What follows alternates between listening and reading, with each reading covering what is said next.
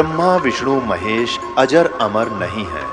इनका भी आविर्भाव अर्थात जन्म तथा तिरोभाव अर्थात मृत्यु होती है। प्रमाण के लिए देखिए देवी भागवत महापुराण। ब्रह्मा, मैं, विष्णु और शिव, यह तुम्हारी प्रभाव से जन्मवान है। हम तो जन्मवान है, हमारा तो जन्म होता है और मरते हैं, नित्य नहीं है, हम अविनाशी नहीं है। फिर इंद्रादि दूसरे देवता नित्य किस प्रकार हो सकते हैं? कृपया अवश्य सुनिए जगत गुरु तत्वदर्शी संत रामपाल जी महाराज के अमृत वचन। आज हो रहे हैं हमारे साथ। आपके कई दिन में समझ में नहीं आओ यू हुआ कैसे, यू कार्य कदे सोच भी ना सकते, यू तो किसी तरह भी होने का नहीं था, और ऐसे कर देगा आसानी से, आप सोच भी नहीं सकते। और फिर आपका विश्वास और दृढ़ होगा। ऐसे भक्ति में लग जाओ। जैसे परमात्मा ने एक एग्जाम्पल दिया, खुद मालिक ने आके, कुल धनी ने, कबीर भगवान ने, कबीर परमेश्वर काशी में एक धानक बनकर रहा। अब परमात्मा का विधान है कि वो स्वयंभू है, उसकी लीला में लिखा है, वो उसके गुणों में लिखा है। और वो सतलोक से, सचखंड से, जहां भी वो रहता है, हम उसको किसी भी नाम से उस स्थान को पुकारते हैं। अमरलोक कहो, सतलोक कहो, उसको झूलोक कहो, तो वहां से रहता है वो परमात्मा। नर आकार है, राजा के समान वहां बैठा है, सिर पे मुकुट है, सिर पे छत्र है, सफेद वस्त्र है, सफेद कलर है, सफेद ही उसका प्रकाश निकल रहा है उनके शरीर से। करोड़ सूर्य मिला दे, करोड़ चंद्रमा एक रोमकूप की इतनी शोभा है। और वहां सफेद पृथ्वी है, वो सफेद जैसे यहाँ की पृथ्वी का कितना बालू रेत जैसा रंग है, लाल लाल गेरुआ सा, कहीं पर काली मिट्टी है, तो वहां का सभी मिट्टी बहुत चमकीली है, सफेद है, उपजाऊ गणी है। उस सतलोक ऐसा स्थान है, एक पृथ्वी है। और ये नकली जितने भी सतलोक के गुणगांव हैं, सचखंड बतावे हैं, ये राधा स्वामी पंथ, जय गुरुदेव पंथ, बिहानी जनोद वाला पंथ, ठाकुर वाला पंथ, किसी ने देख ले, कबीर पंथियों को देख लो, इस दास के अतिरिक्त कोरी उआ बाई बकरे, और जय गुरुदेव पंथ, और ये सच्चा सौदा सरसा वालों का, और जगमाल वाली वाला पंथ, ये सभी वहां कहते हैं वहां तो प्रकाश ही प्रकाश है, चेतन प्रकाश है। और मुक्त जीव वहां जाकर उसमें मिल जाती, लीन हो जाती है, बस जाकर बूंद समुद्र में। एक आधा चतुर कबीर पंथी कहता है आत्मा तो डॉट रूप में रहती, बिंदु बिंदु। खाक देखा उन्होंने परमात्मा को, मूर्ख बना रखा। तो ये सभी अभी तक भ्रमित थे, इनका अनुभव निल था, इनका भक्ति विधि सही नहीं थी, इनका ज्ञान भी गलत था, इनके मंत्र भी गलत थे। पांचों नाम काल के जाप करें, बात करें सतलोक जान की, टिकट कटारे लोकल बस की, बात करें अमेरिका जान की या अमेरिका से भारत आने की। तो ये कैसे बन सकती ये बातें? तो ये इनके नाम में गलत है वहां जाने वाले, तो कैसे पार होंगे? ये अंडरस्टूड है, क्योंकि हम इतने विश्वासी हैं कि जो गुरु बता रहे हैं फाइनल है बस, और सोचना ही नहीं। ना सोचो, वो शिवदयाल भूत बन गया है, बुक्की में बोला अपनी शिष्या में, सारे तुम बोलोगे, और समझदार है उन्हें सोचना पड़ेगा और कल्याण कराना चाहिए। दास की प्रार्थना है, पाछे बनी सो बनी पीछे, अब शेष तो बच जाओ। कितने दिन से शोर मचा रहा हूं, जेल में मैं चला गया तुम्हारे लिए, यह सच्ची कहने के चक्कर में, और कहूंगा आखिरी सांस तक, चाहे शरीर रहो या ना रहो, कोई बात है या?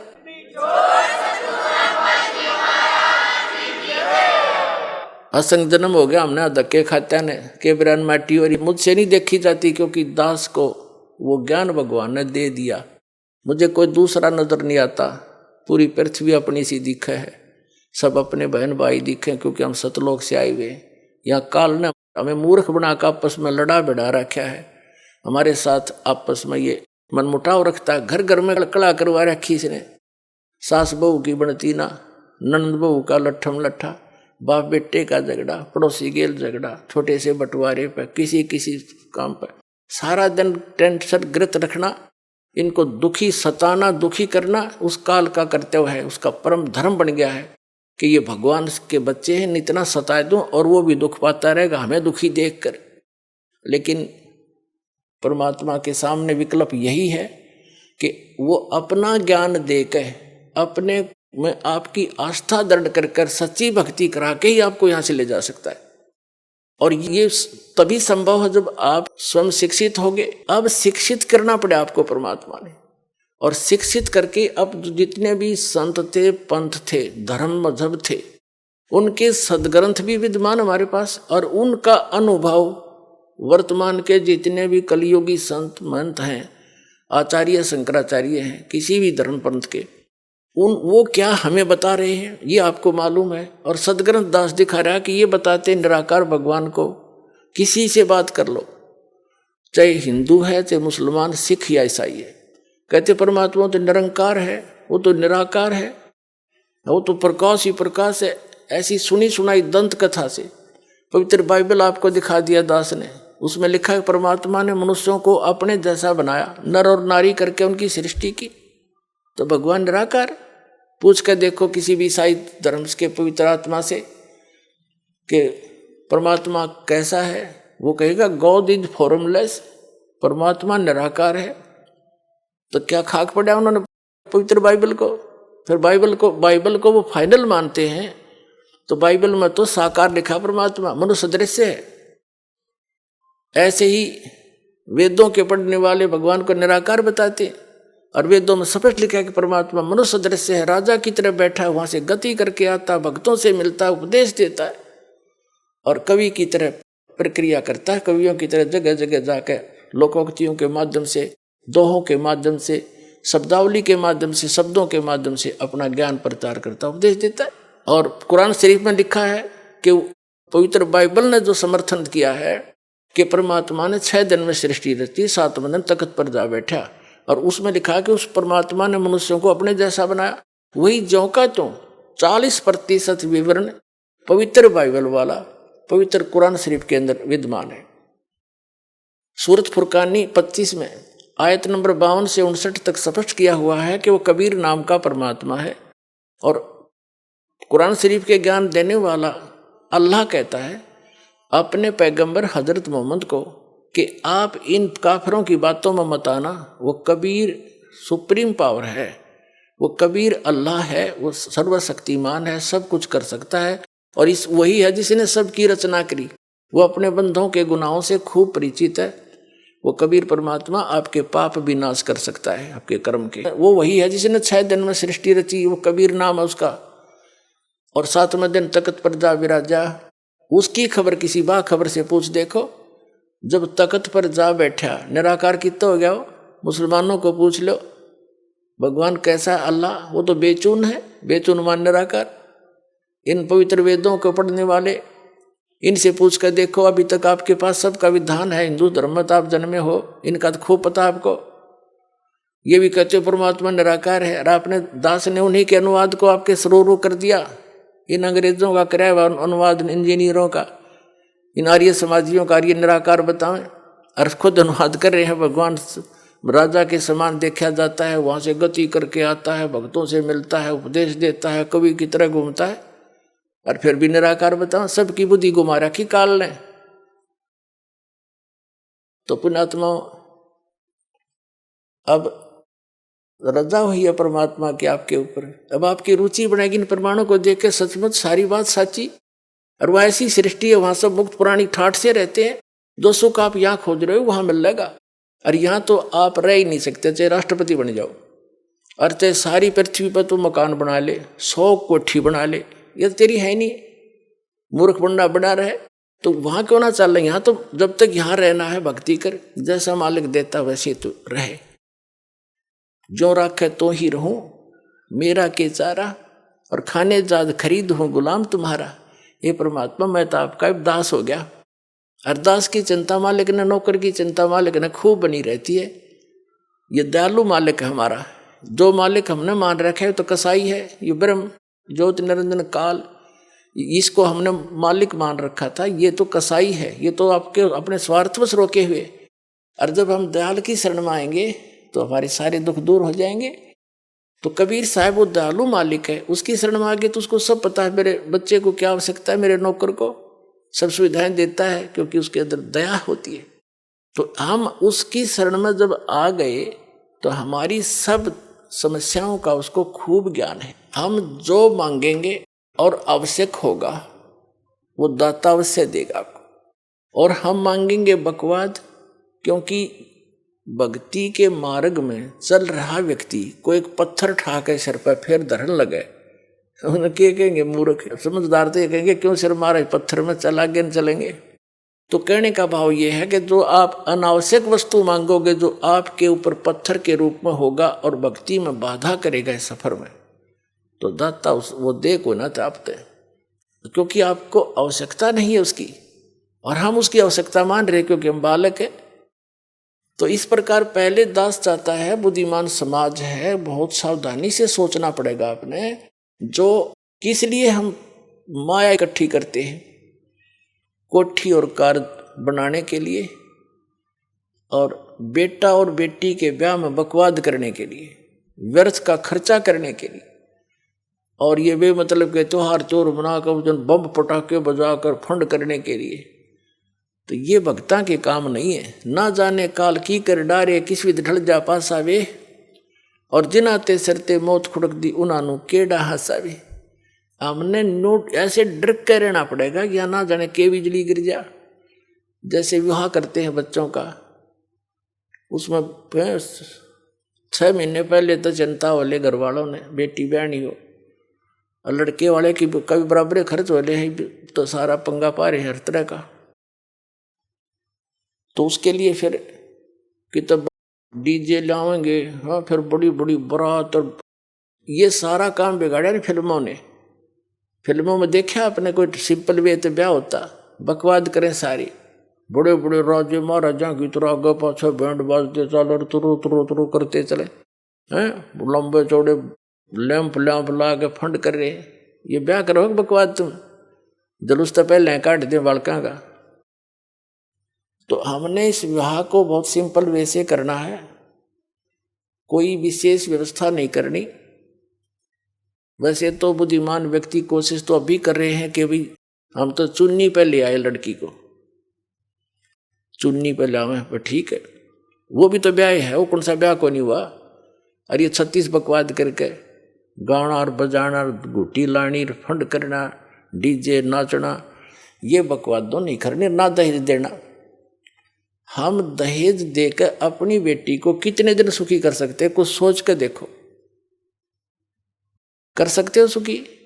बेमतलब का वो बकवाद और भागी निकम्मा बालक है, फिर नो लालच करें जहाँ उसने सतावा लड़की ने कोर लिया, वो पीवा घुट्टी रो करते लाओ, बेचारी रो पीट के घर वाले दें, चल बस जाएगा बेटी का बसेगा भगवान ते, और उससे हमने दूर कर रखी, तो वो तो फिर कर्म में बसेंगे जिसे उसके हैं। हम सबसे पहले वो धन देंगे अपनी बेटी को जो कभी खर्च नहीं होगा, और हर समय उसका साथ रहेगा, सारी आपदाओं को टालेगा, और 2 रोटी समय पर देगा। ऐसे हम अपने बेटे को इस मार्ग पर लगाएंगे, वो अपने पर निर्भर होगा, भगवान पर विश्वासी होगा, और ज्ञान होगा कि आज मैं दहेज लूंगा, कल इसका गधा बन कर दूंगा, क्या फायदा लेने का। तुमने उस दरगाह का मैल नहीं देखा, और धर्मराज के तिल तिल का लेखा। हम जब इस ज्ञान से परिचित हो जाएंगे तभी तो हम वहां सतलोक जा सकेंगे, तब से हमारी इच्छा हटेगी यहाँ से। अब जैसे आपको बार बार हम बताते हैं, जैसे श्रीमद् भगवत गीता अध्याय नंबर 7 के और श्लोक नंबर 4 में कहा है कि अर्जुन, उस ज्ञान को तू तत्वदर्शी संतों के पास जाकर समझ, उनको दंडवत प्रणाम करने से, कपट छोड़कर नम्रतापूर्वक प्रश्न करने से वो तत्वदर्शी संत तुझे उस तत्व ज्ञान का उपदेश करेंगे। वो तत्व ज्ञान है कौन सा?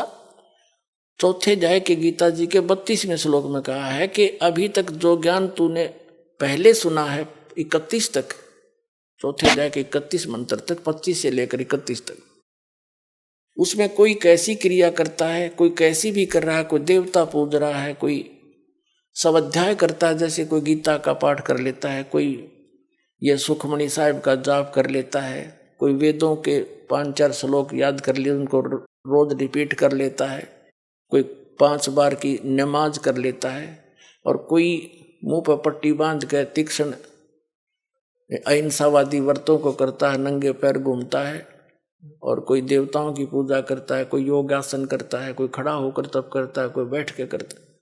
ये सभी अपनी अपनी साधनाओं को मोक्षदायक मानते हैं, जानते हैं, ये सोच रहे हैं हम जो कर रहे हैं सही है। लेकिन चौथे अध्याय के 32वें श्लोक में कहा है कि इस प्रकार की यज्ञों का, धार्मिक अनुष्ठानों की साधना का ज्ञान ब्रह्मणे मुखे यानी सच्चिदानंद घन ब्रह्म की वाणी में जो परमात्मा सतलोक से चलकर आता है, स्वयं ही उपदेश देता है, वो यथार्थ ज्ञान है, वो तत्व ज्ञान है।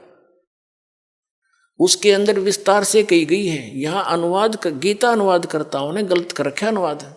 ब्रह्मणे का अर्थ इन्होंने वेद कर दिया। ब्रह्मणे मुखे है, उसमें मूल पाठ में एक शब्द है ब्रह्मणे मुखे, उसका अर्थ कर दिया इन्होंने वेद की वाणी में। पता, वेद वाला ज्ञान तो बोल ले रहा था भगवान, यो गीता ज्ञान दाता श्री कृष्ण में प्रवेश करके, वो तो अब इसी ब्रह्मणे का अर्थ 17वें अध्याय के 23वें श्लोक में गीता जी में किया है। ब्रह्मणे माने सच्चिदानंद घन ब्रह्म, यानी वो परम अक्षर ब्रह्म, वो अन्य परमात्मा है, वो समर्थ परमात्मा है। वो ब्रह्मणे मुखे यानी यहाँ ब्रह्मणे का अर्थ समझो सच्चिदानंद घन ब्रह्म की वाणी में। मुख माने अपने मुख कमल से उच्चारित वाणी में जो ज्ञान है, उसमें ये धार्मिक अनुष्ठानों का की जानकारी विस्तार के साथ कही गई है, वो तत्व ज्ञान है। चौथे अध्याय के 32वें श्लोक का ये निष्कर्ष है कि इस वास्तविक धार्मिक अनुष्ठानों की, यज्ञों की वास्तविक जानकारी सच्चिदानंद घन ब्रह्म ने अपने मुख कमल से बोला है उस वाणी में, यानी कबीर वाणी में विस्तार के साथ कहे गए हैं। और उनको कर्म जान यानी वो काम करते करते कर्म योगी होकर के उनको पूरा किया जाता है, और उसको जानने के बाद तो सभी कर्मों से मुक्त हो जाएगा, सभी पापों से। और वो ज्ञान, वो तत्व ज्ञान है। चौथे अध्याय के 34वें श्लोक में कहा कि उस तत्व ज्ञान को तू तत्वदर्शी संतों के पास जाकर समझो। इससे सिद्ध है कि गीता ज्ञान दाता भी उस ज्ञान से अपरिचित है, नहीं तो लिख देता एक अध्याय और बना देता, ये हो गए तत्व ज्ञान। तो वो तत्वदर्शी संत कौन है? ये दास आद वर्तमान में, ये सचकर मान लियो, थारे दच्चा चाहे ना दच।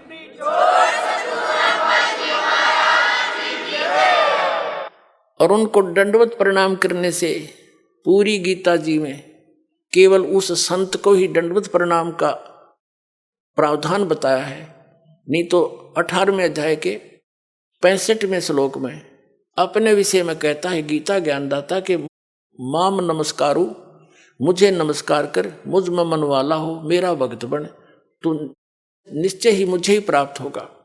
अपने विषय में भी नमस्कार तक का प्रावधान बताया है इसने। और उस तत्वदर्शी संत को कहा कि उसको दंडवत प्रणाम करने से, कपट छोड़कर सरलता पूर्वक, नम्रता पूर्वक, निष्कपट भाव से प्रसन्न करने से वह तत्वदर्शी संत तुझे उस तत्व ज्ञान का उपदेश करेंगे। अब फिर क्या बताता, 7वें अध्याय के 29वें श्लोक में कहता है कि अर्जुन, जो मेरे आश्रित होकर यानी मेरे इस ज्ञान को आश्रय बनाकर तत्वदर्शी संतों की खोज कर लेते हैं, तो उनको वो केवल जरा और मरण से छूटने का ही प्रयत्न करते हैं। जरा मीन वृद्ध अवस्था और मरण मीन मृत्यु, डेथ। कहते वो केवल इस जरा बुढ़ापे के कैद और मृत्यु के दुख से बचने के लिए ही प्रयत्न करते हैं, क्योंकि वो तत्ब्रह्म विदु और कृष्णम अध्यात्म च अखिलम कर्म, वो सभी कर्मों से और संपूर्ण अध्यात्म मार्ग से और तत्ब्रह्म से वो पूर्ण रूप से परिचित होते हैं। और वही केवल जरा और मरण से छूटने का प्रयत्न करते हैं। इसका सीधा सा अर्थ है कि जो साधक संसार की अन्य किसी वस्तु की इच्छा मन में नहीं लेकर के केवल अपने कल्याणार्थ यानी जरा और मरण से छूटने का जो प्रयत्न कर रहे हैं, तत्ब्रह्म विदु उस परमात्मा को जानते हैं, जान चुके हैं तत्ब्रह्म को, और सारे अध्यात्म से परिचित हैं, ज्ञान से और सब कर्मों से वो परिचित हैं, इसलिए वो विष फांकते नहीं। उनको जहर दिखाई देता है, किसी से रिश्वत लेना, ये करना वो करना। जैसे किर का जहर का रंग होरी हो, कहो कौन तिस खावे राम रंग होरी हो। अगर तो होरी माने खुशी, जैसे होली बनाते हैं अपने हिंदू धर्म में, तो होली का मतलब बड़ी खुशी के साथ नाचते हैं, गाते हैं। कहते हैं यह तो है नकली होली, असल खुशी तो उनको होगी जो परम पिता परमात्मा कबीर जी की शरण में आकर विधिवत भक्ति करेंगे, सारे सुख रहेंगे, कदे आनी ना हुए। कहते समर्थ का शरणाग हो रंग होरी हो, कदे न हो काज राम रंग होरी हो। अब क्या बताते हैं कि जैसे किर का जहर का रंग होरी हो, कहो कौन तिस खावे राम रंग होरी हो। जिसने परमात्मा की शरण में रहना है और राम रंग की होली खेलनी है, यानी सदा सुखी रहना यहाँ भी और सतलोक जाकर, तो वो जैसे किर का जहर का, कहीं पर विष का कण गिरा हो छोटा सा भी, और आपको पता है कि ये विष है, उस अधिक तो दूर की बात है, विष को खाना उस कण को भी नहीं खाएगा, उठाएगा वहां से और ऐसी जगह पृथ्वी में दबा कर आएगा किसी के ओर का हाथ ना लग जा, और हाथ धोएगा मिट्टी से, कदे इसका अंश मेरा ना छू जा किता है। तो कहते हैं जब आप पूरे अध्यात्म मार्ग से और सभी कर्मों से परिचित हो जाओगे, फिर आपको रिश्वत लेना, चोरी जारी ठगी डाके डालना और दहेज लेना और देना दोनों जहर दिखाई देगा। फिर कहते हैं जैसे किर का जहर का, अभी आपको उदाहरण दिया, उसने कैसा जुल्म किया, अपना भाई मार दिया, किस लालच में, यह सारी जमीन मेरा रह जाएगी, वह जमीन रही नहीं, कुल नाश हो गया और पाप धरे रह गए न्यो के न्यो। तो ये सचकर मान लिए, कोई वैसे सिंपल एग्जाम्पल मात्र नहीं है, ये गॉड गिवन ज्ञान है, उसके कबीर परमात्मा का बताया हुआ, आंखों देखा उन महापुरुषों का बताया। ये कोई डूम बाट के गीत ना समझना। बहुत युगों से आप दुख पा रहे हो और इसी काल के झंझट में उलझ पुलझ कर यही मर जाते हो।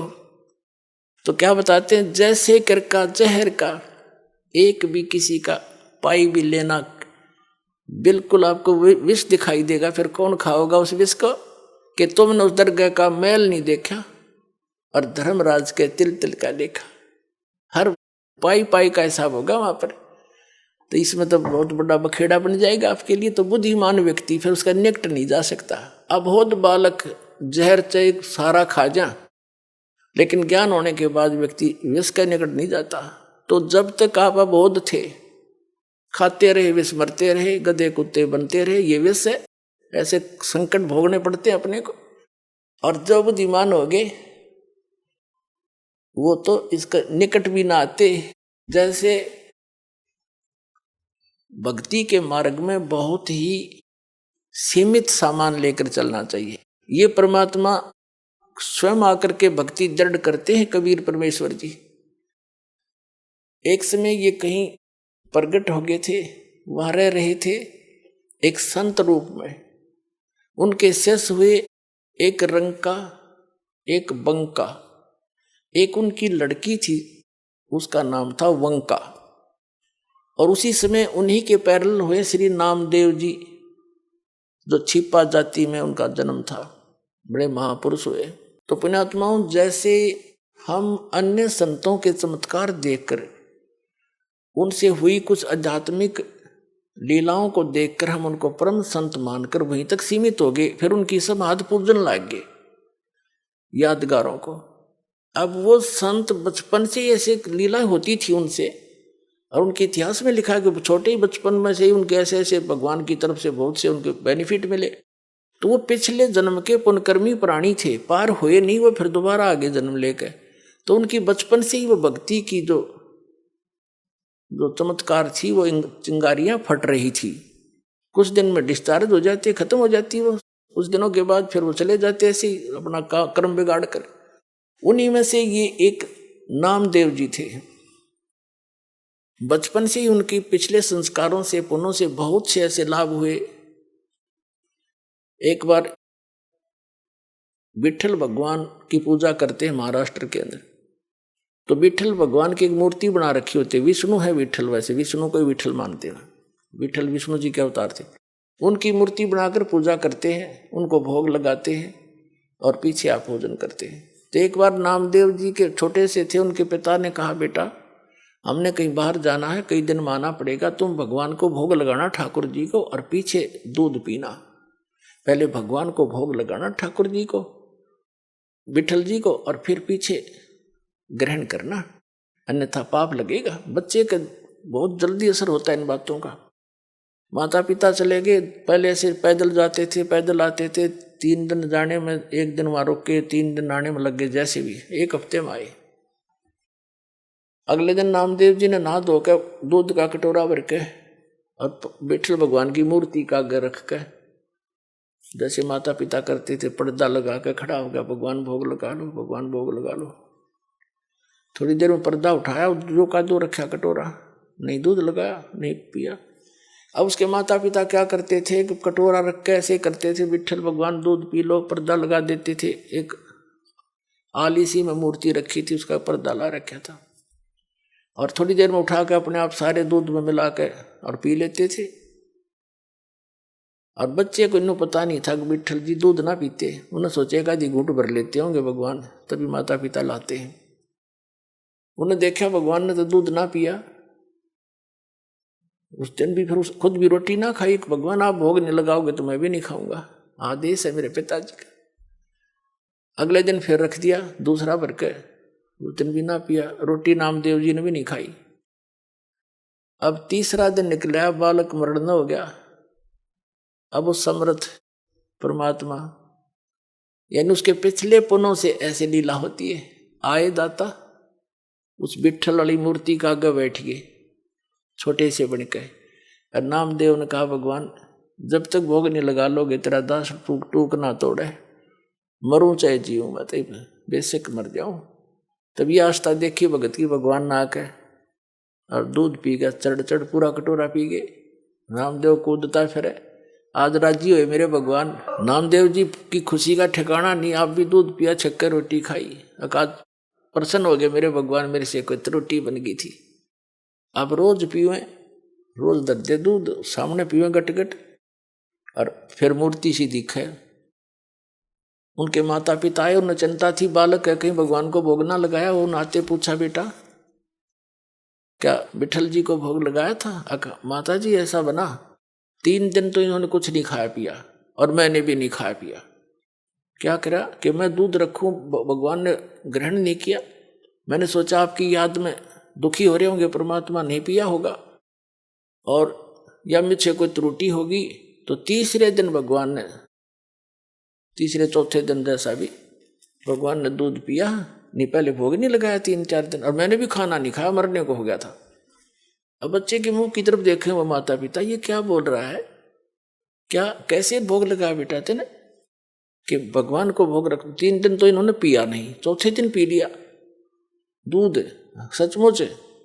हाँ, उन्हें सोची लड़का बकवाद करे है, इसने कोई भोग भाग नहीं लाया। क्यों मालूम था दूध पीता नहीं, मूर्ति पत्थर के दूध पिया करे। वो तो मुंह के लागे छीटा फिर आप उठा लाया करते थे। उन्हें सोची वो बकवाद कर रहा है, कितना भोग भाग नहीं लाया, खेलता रहा बालकों में। ने बोला साची बता, न तने घड़ेंगे हम, झूठ बोला तू तो भोग नहीं लगा। भगवान पत्थर थोड़ा, मूर्ति थोड़ा दूध पीती है। अग्नि नहीं दूध पिया, मेरे सामने पिया।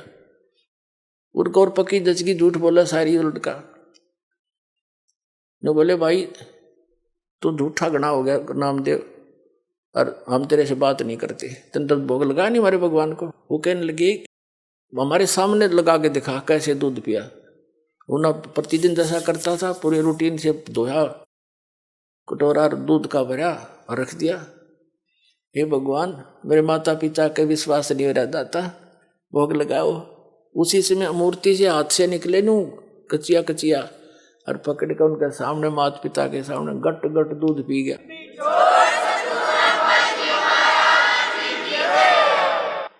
तब उसके माता पिता ने सारे गांव में बता दी, नगर में, कि विठल जी ने दूध पिया मेरे बेटे से, दूध पिया मेरे बेटे से। ये और गांव का जच्चा ना वो लागे कहने बकवाद करता है, पाखंड करता है, तो है झूठा कपटी, क्यों पाखंड फैला रहा है, मूर्ति कभी दूध पीती है।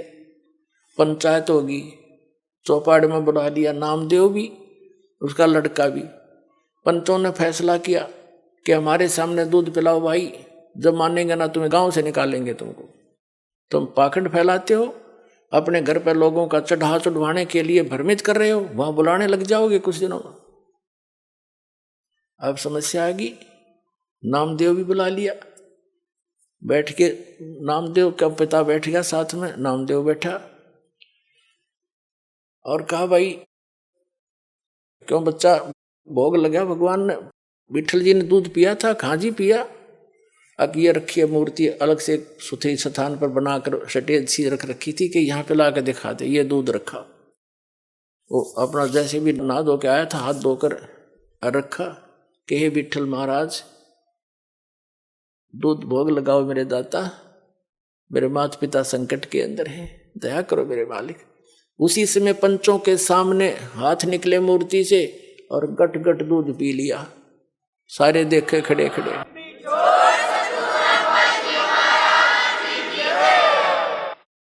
अब इस चमत्कार को देखकर नामदेव जी की इतनी महिमा होगी, आसपास के क्षेत्र में पूज्य होगी। अरे ये अब वो क्या करते थे, कुछ थोड़े से बड़े हुए किसी से नाम लिया, ओम नाम का जाप करते थे। फिर परमात्मा मिलते हैं आकर ऐसी पुण्य आत्माओं को, जैसे उनका विधान है, वो नेक आत्माओं को मिलते हैं, अच्छी आत्माओं को मिलते हैं, दृढ़ भक्तों को। तो कबीर साहब उनसे मिले, ज्ञान दिया कि ऐसे ऐसे भाई ओम नाम का जाप तुम कर रहे हो गुरु से लेकर के, ये तो ऐसे ऐसे सारी सतिथि बता दी। और इससे आगे एक और मंत्र है जो दास देगा आपको और उससे मोक्ष होगा। ये तो असंग जन्म हो गए जन्मते मरते। और ये छोटे मोटे जो लीला हुई है ना, ये तेरे पिछले पुण्यों से हुई है। आगे चार्जर ठीक नहीं है, पीछे बैटरी चार्ज थी, तब तक यह काम कर रही है। सारा समझाया उनको, जैसे भी उस भाषा में। तो नामदेव जी ने नाम ले लिया, किससे, उस संत से जो स्वयं मालिक आकर रहे, गुप्त रूप से रहा करते थे। अब नाम भी ले लेते हम, लेकिन वो पुरानी जो साधनाएं हैं, जो क्रियाएं मन में समारी हैं, वो भी साथ करते रहते। एक दिन नामदेव जी, क्योंकि ये छिपा जाति में थे और ब्राह्मण लोग अन्य जाति वालों को भगवान की आरती में निकट नहीं जाने देते थे, दूर खड़ा रखते थे। वो आरती जहां करते थे विठल जी की, ब्राह्मण वर्ग ही रहते थे वहां, उसको क्षेत्र था। एक दिन नामदेव जी जा रहे थे, आरती मंदिर में हो रही थी। इतने आत्म विभोर हो गए, पंडित जी तो ऐसे वो घंटियां बजा रहे थे और नामदेव जी ने जूते निकाल लिए दोनों अपने और जूतों को लगे बजाने। और बजाते बजाते उन पंडितों के बीच में पहुंच गया, जैसे मंदिर की दर्शन करने के लिए मूर्ति के निकट पंडितों के बीच में घुस गया। उन्हें देखा कि वो कौन आ गया, छोटी जाति का, हाथ में जूते ले रहा, पकड़ के बाजू से और मंदिर के पीछे पटक दिया जाकर, किचन आरती में बाधा कर दी। कहते हैं भगवान कबीर साहब ने उस मंदिर का मुंह फेर दिया नामदेव की तरफ।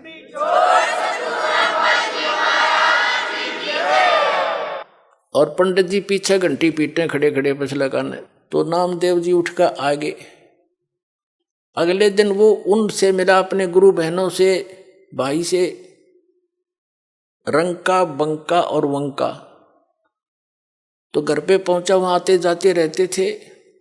घर पे गया तो अकेली लड़की थी वंका, माता पिता कहीं बाहर गए हुए थे।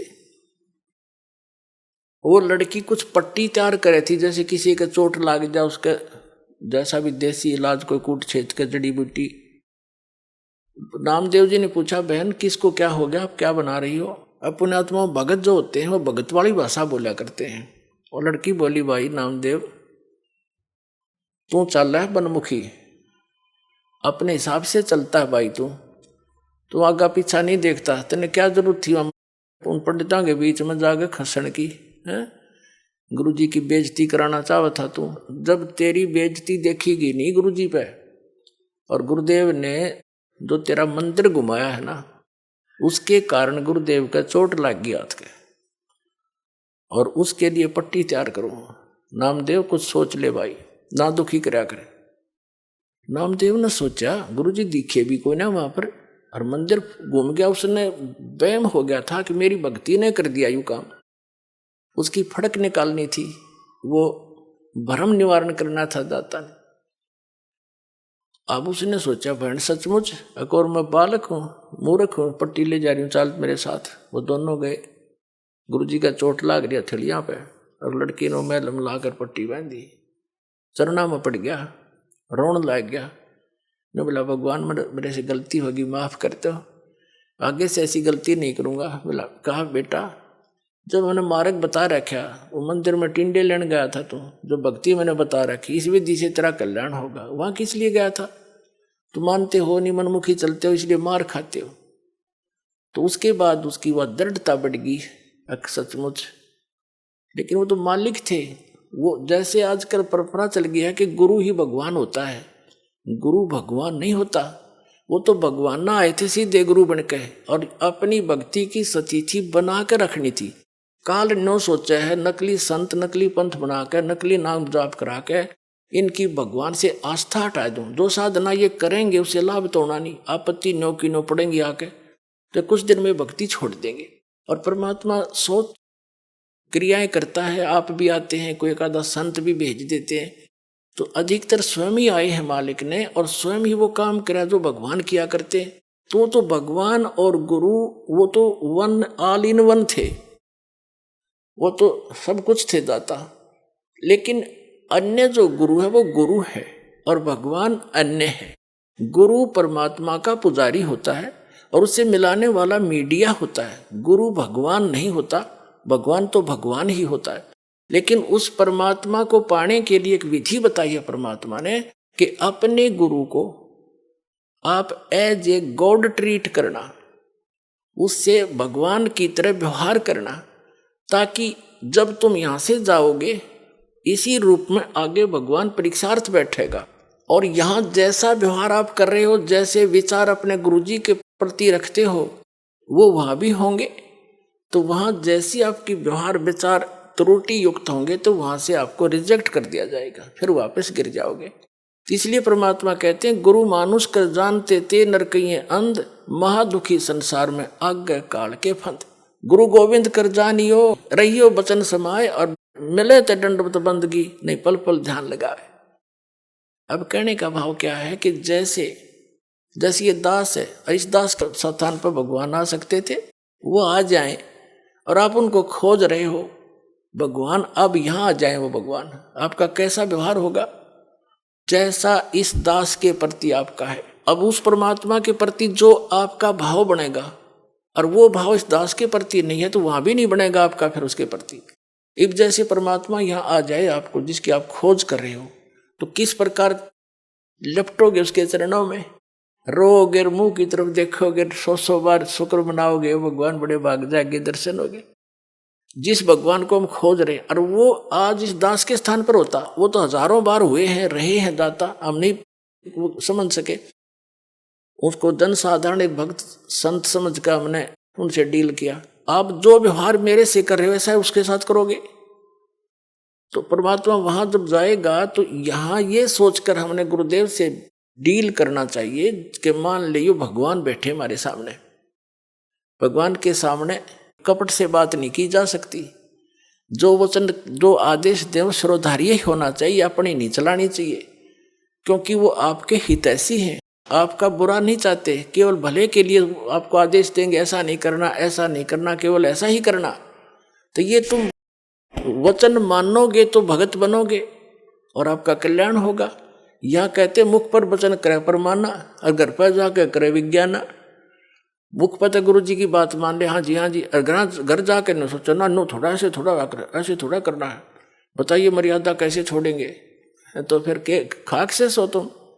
जो गुरु वचन पर डट गए कट गए फंद 84 के, भाई जो गुरु वचन पर डट गए कट गए फंद 84। तो गुरु वो तो गुरु रूप में आए थे मालिक ही, लेकिन दास गुरु रूप में मालिक नहीं, उस मालिक का दास समझो। लेकिन गुरु को भगवान के तुल्य मानने से आपकी समस्या हल होगी, नहीं तो होए को नहीं। जैसे एक मैथमेटिक्स का, एक गणित का प्रश्न होता है ऋण का, उसमें मूलधन ज्ञात करना होता है। तो मूलधन तो होता करोड़ों रुपए में, अरबों में। उस अरबों करोड़ों वाले मूलधन को प्राप्त करने के लिए मानना पड़ता है, मान लीजिए मूलधन 100 रुपये। वो मूलधन 100 रुपये होता नहीं, लेकिन उसको मूलधन मानने बिना वो करोड़ों अरबों वाला मूलधन आपको मिल नहीं सकता। तो जो परमात्मा है वो तो परमात्मा है, वो तो समर्थ है, लेकिन उस समर्थ को पाने के लिए इस दास को आपने मानना पड़ेगा मूलधन, यानी गुरु मान ले भगवान।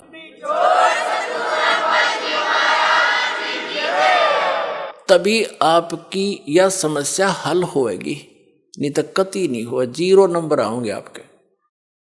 तो इस प्रकार समझदार को संकेत बहुत होता है।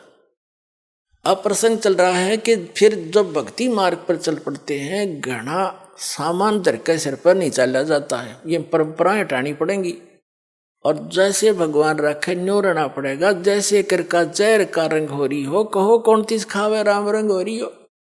अब रंग का बंका झोपड़ी में रहते थे, वृद्ध हो गए थे, और क्या करते थे, जंगल से लकड़ी तोड़कर लाते थे, उसको बेचकर अपना खाने जोगा रखकर बाकी गुरुदेव के चरणों में भंडारे में लगा देते थे।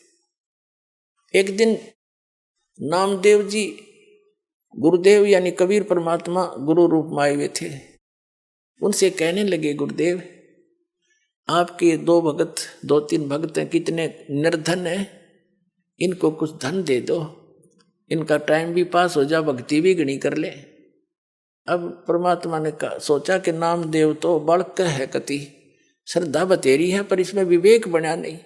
अरे भक्ति करें और ये कौन से बर्तन बनाओ हैं। वहां से लकड़ी तोड़ी, वहां तक लकड़ी तोड़ने जाते हैं तो मंत्र करते जाते हैं, लकड़ी तोड़ के सिर पर धरी मंत्र करते आते हैं। भक्ति मत बाधा है नहीं। और लेकिन नामदेव जी की उस समय समाज की सोच घड़ी थी, उस बच्चे को भी सेट करना था अपने को। तो परमात्मा ने कहा भी ठीक है, चल धन दे देता हूं, पर मैंने कोशिश बहुत करी है भाई, ये रखते नहीं धन ने, मैं देता हूं, ये सारा दान कर देते। बोले ये लेते नहीं, अन्ना मांगते कभी मेरे तय। पर रामदेव ने कहा जी आप तो बिन मांगे भी दे देते हो। अक भाई दे तो दूंगा, पर ये लेते नहीं मेरे से। अब नामदेव जी के यहाँ गला उतरा नहीं कि भाई इतने दुखी हो रहे, क्यों ना लेंगे पैसा, तो ले ही लेंगे ये। कबीर साहब बोले, परमात्मा बोले गुरुदेव रूप में कि अच्छा भाई आज इनको वो पैसे देते हैं। गहने ले लिए, गहने आभूषण सोने के चांदी के अच्छे 2-3 किलो एक थैले में लेके नामदेव और गुरुदेव दोनों उस रास्ते में खड़े हो गए, झाड़ के आड़ में, ओट में, जिससे वो दोनों रंका और बंका लकड़ी तोड़कर लाते थे। अब रंका तो आगे चल रहा था, बंका थोड़ी पीछे रह गई थी। थोड़ी फैसला था अपने सफर में थोड़ा बहुत, यानी 100-200 फुट का। तो उससे परमात्मा ने क्या किया कि जिस रास्ते से वो आ रही थी वहां पर वो आभूषण डाल दिए और उस झाड़ के पीछे जाकर दोनों छुप गए। अब आगे आ रहा था रंका, उसने देखा गहने पड़े हैं, और औरत जो है गहनों को देखकर लालच में आ जाती है, कहीं बंका अपने कर्म ना बिगाड़ ले। उसने पैर के साथ उस पर मिट्टी डालनी शुरू कर दी। सिर पर लकड़ी थी, पैर से रेता डालना शुरू कर दिया। अब बंका ने देखा मेरे पति रुक कैसे गए, कोई पैर में क्या हो गया इनको। उन्हें ध्यान से देखा ये तो आभूषणों पर मिट्टी डाल रहा है। वह भी समझ गई इस बात ने। वो कहने लगी कि चलो चलो आगे, क्यों मिट्टी पर मिट्टी डाल रहे हो, आगे चलो। अब दोनों छोड़कर आगे चले गए अपना। तो परमात्मा बोले नामदेव देख लिया तने, ना लेते मैं क्या करूं भाई, अपने आत्माओं, एक दिन क्या हुआ, सत्संग चल रहा था, गुरुदेव सत्संग फरमा रहे थे और रंका और बंका दोनों पति पत्नी सत्संग में विद्यमान थे, चर्चा चल रही थी। अकेली लड़की घर पे थी, जोंफड़ी में बाहर बैठी थी चारपाई पे वृक्ष के नीचे। जोंफड़ी में आग लग गई, सारे कपड़े वपड़े वो सारे जल गए। लड़की भागी आई, अब पिताजी माताजी क्या हो गया? आग लगी जोंफड़ी में, सारा कुछ स्वाह हो गया। बेटा और के बच गया? एक एक चारपाई बच गई, बाहर रखी थी, मैं बैठी थी। न बोले उस चारपाई ने भी उसमें डाला बेटा, है वह भी जल जा, खत्म हो। भक्ति में बाधा तो ना बनेगी, आग लगी तो बाधा हुआ, उसकी और चिंता रहोगी। अच्छा बैठ जा, बैठाएंगे भक्ति सुनाएंगे अपने ठाठ से। तो कहने का भाव पुण्यात्माओं, जब इतनी दृढ़ता आवेगी तो भगवान दूर नहीं है। बहुत से प्रमाण उस मालिक ने स्वयं बना दिखाए हैं। अब क्या बताते हैं, जो प्रसंग इस आज के सत्संग में बहुत से प्रश्न हल होंगे आपके। जैसे एक तो ये है कि हम किसी संत की पूर्व की करामातों से प्रभावित होते हैं, उनकी यादगारें बना रही, वहां पूजने जाते हैं। तो वो थे पहले जन्म के पुण्यकर्मी प्राणी, आगे चार्जर मिला नहीं, पिछली बैटरी जब तक चली वो खूब अच्छे दिखे, और फिर मर के अगले जन्म में अन्य योनियां प्राप्त की, वहां उनकी पूजा हो रही है। ये काल का जाल है। पिछले ही तप से होते हैं पूर्ण हंस मुराद, ये पिछले तप से ऐसी लीलाएं हो जाती हैं, लोग उनके पीछे लग जाते हैं। काल यही चाहता है कि ये भी अपना भ्रमित हो जाए और नष्ट हो जाए। जो उन संतों से लीलाएं हुई और तुम 3-4 पीढ़ी से उनकी पूजा कर रहे हो, तुम्हारे से कोई हुई? क्यों नहीं हुई? तुम्हारे पास वो बैटरी चार्ज है, उनके पास बैटरी चार्ज थी, और चार्जर उसके पास उनके पास भी नहीं था, आगे उनके पास चौड़ चपट कुछ नहीं। तो कहते हैं नामदेव जी पहले ओम नाम की भक्ति करते थे, और ये लीलाएं जो कुछ भी हुई, विठल ने मंदिर का फिरना, विठल भगवान ने दूध, मूर्ति ने दूध का पीना, पत्थर ने दूध पिया, ये उसके पिछले जन्म की बैटरी चार्ज थी। इस परमात्मा ने ही लीला करके उसकी इज्जत रखी और वो पूजा के पात्र बन गए पूरी जनता में। तो परमात्मा ने उसको समझाया कि अब इस मंत्र से ओम से तेरा कल्याण नहीं होगा, सिद्धियां अवश्य आ जाती हैं, और ये भी तेरे पूर्व जन्म की है, अब वाली तो तुझे आगे मिलेंगी जो तू कर रहा है। और हम जो बताएंगे साधना, वो मंत्र ऐसा ट्रीटमेंट है, अनावश्यक वस्तु आपके कर्मों को काट के और सीमित बना कर रखेगा, आपको भक्त बना के रखेगा, उससे मुक्त होगा।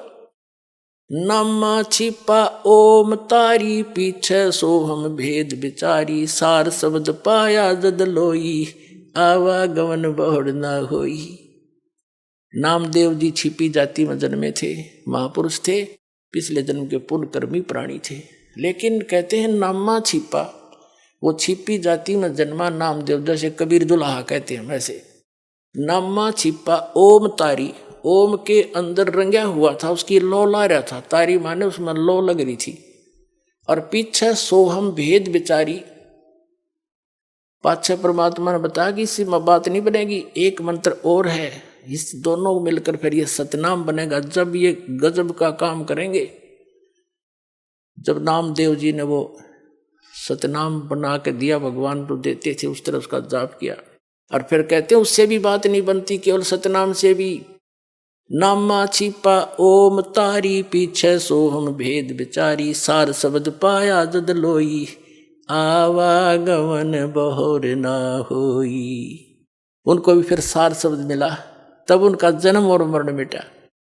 तो आज के सत्संग से आपको बहुत सा निष्कर्ष मिला है कि एक तो हमने भगवान पर विश्वास रखना पड़ेगा, दृढ़ होकर देखो। भगत ने सीमित वस्तुओं की आवश्यकता है, बकवादों की नहीं। और जब हम परमात्मा की शरण में आते हैं तो उसको अपने बच्चे की पूरी जानकारी होती है, इसको क्या आवश्यकता। जैसे आप रोगी हो जन्म और मरण के रोग के, और ये बरवाला हॉस्पिटल उस रोग के काटन का, आप इस दास के ट्रीटमेंट में आगे गौड़ कबीर गिवन या ट्रीटमेंट है जो दास आपको देता, जो वही दिया करते थे। तो डॉक्टर के पास ऑपरेशन में जब होता है, ऑपरेशन थिएटर में या ट्रीटमेंट में, डॉक्टर ही बताता है ऐसे करना, ऐसे ना करना। तो और फिर मरीज अपनी चलाता है, तो उसने मरना है फिर मर। कबीर साहब कहते हैं औखद खावे पत्थर है और तब तब होवे उपचार, यानी औखद औषधि ले और पत्थर है, यानी वो ऐसी चीज नहीं खावे, यानी जो मना कर रखे खाने के लिए वो वस्तुएं नहीं खावे, और पत्थर है यानी परहेज रखे, और तब उसका ट्रीटमेंट होगा। और फिर डॉक्टर को क्या पता नहीं इसको किस चीज़ की आवश्यकता है, 1 मिनट में इंजेक्शन लाओगा और सारी रिकवरी कर देगा। तो आपको जब आप इस परमात्मा की शरण में आ गए तो आप जी ने फिर ये चिंता, ठीक है अपना दुख तो बता सकते हो, मुझे ये तकलीफ है, डॉक्टर को बताना तो पड़ता है, फिर काम उसका है, उसको कैसे ठीक करना है। अब कौन से को पहले करना है, जैसे कोई एक्सीडेंट हो गया बालक और उसका टांग टूट गई और एक जगह से ब्लड घड़ा पर गिर रहा है, अब वो ब्लड निकलने का दर्द तो है नहीं, और टांग की टूटे हुए का घना दर्द चल रहा है, मर गया, हाय मर गया।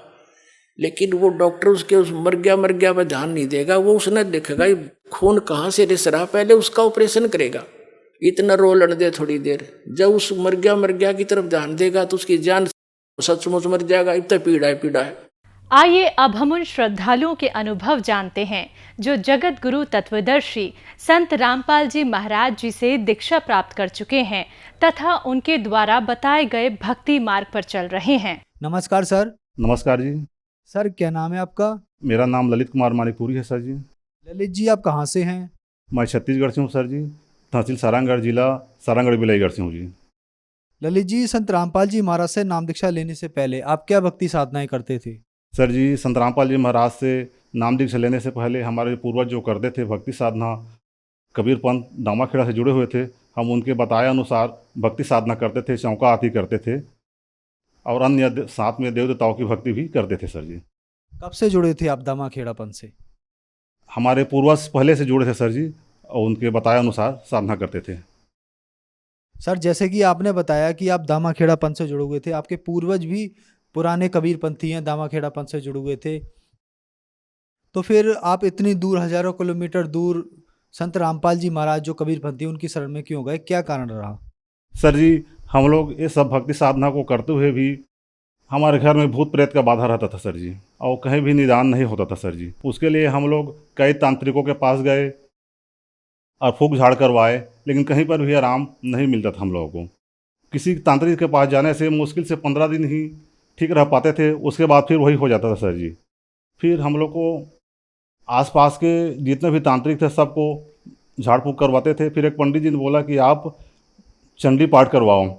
फिर हम लोग चंडी पाठ करवाए।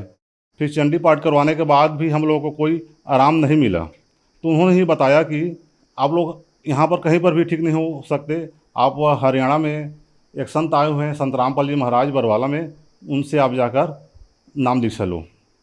तो सर जी हम लोग, मेरे पिताजी ने सबसे पहले नाम दीक्षा लिया था, फिर हमने संत रामपाल जी महाराज से नाम दीक्षा लिया सर जी, सतलोक आश्रम बरवाला में। सर संत रामपाल जी महाराज से नाम दीक्षा लेने के बाद क्या आपको लाभ भी मिले? सर जी हमको संत रामपाल जी महाराज से नाम दीक्षा लेने से बहुत लाभ मिले सर जी।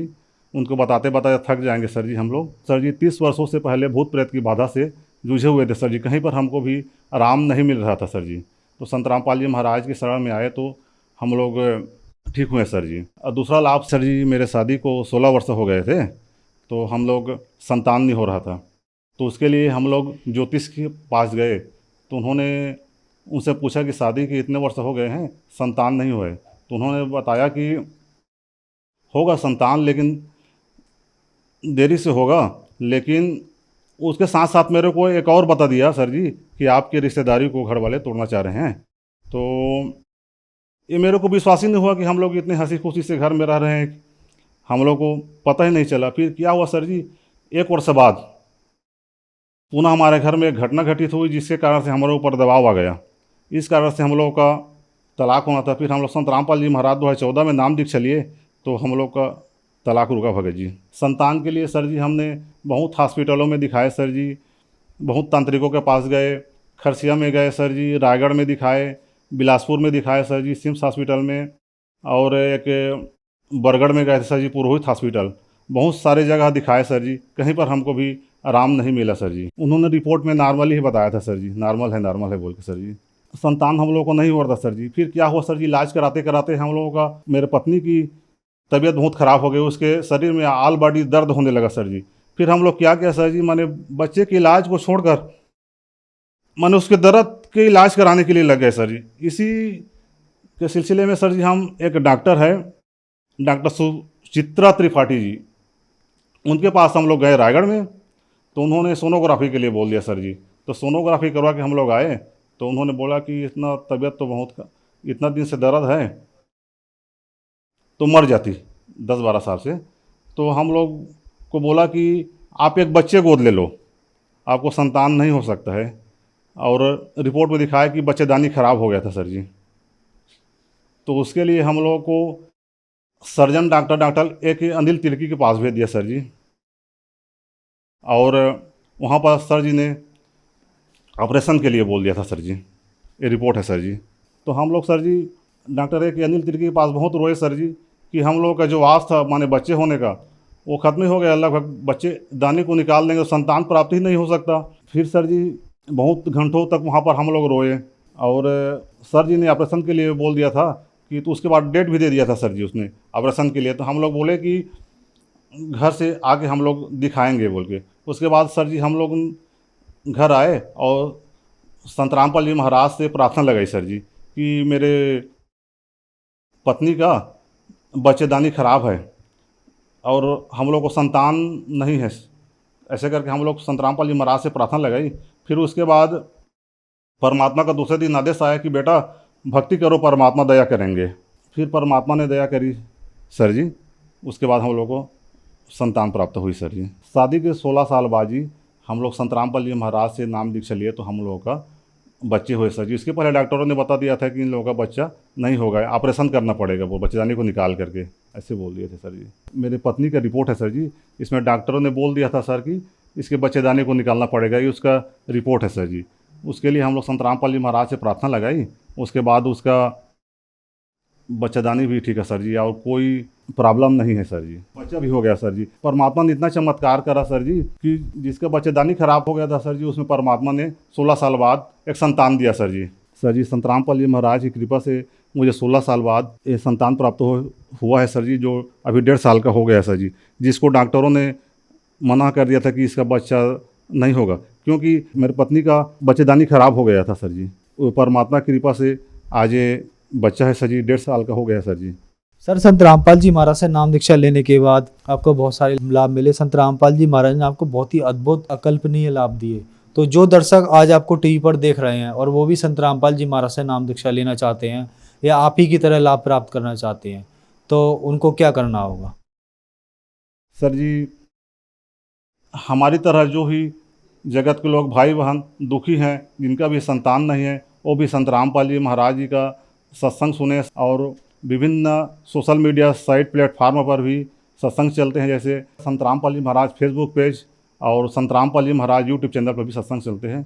उसको आप देख कर सुनकर अच्छे से ज्ञान समझकर संत रामपाल जी महाराज से नाम दीक्षा लीजिए और लाभ मिलेंगे सर।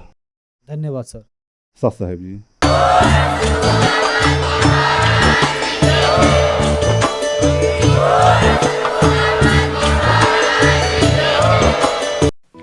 आप सुन रहे थे जगत गुरु तत्वदर्शी संत रामपाल जी महाराज के मंगल प्रवचन। अधिक जानकारी के लिए संपर्क करें।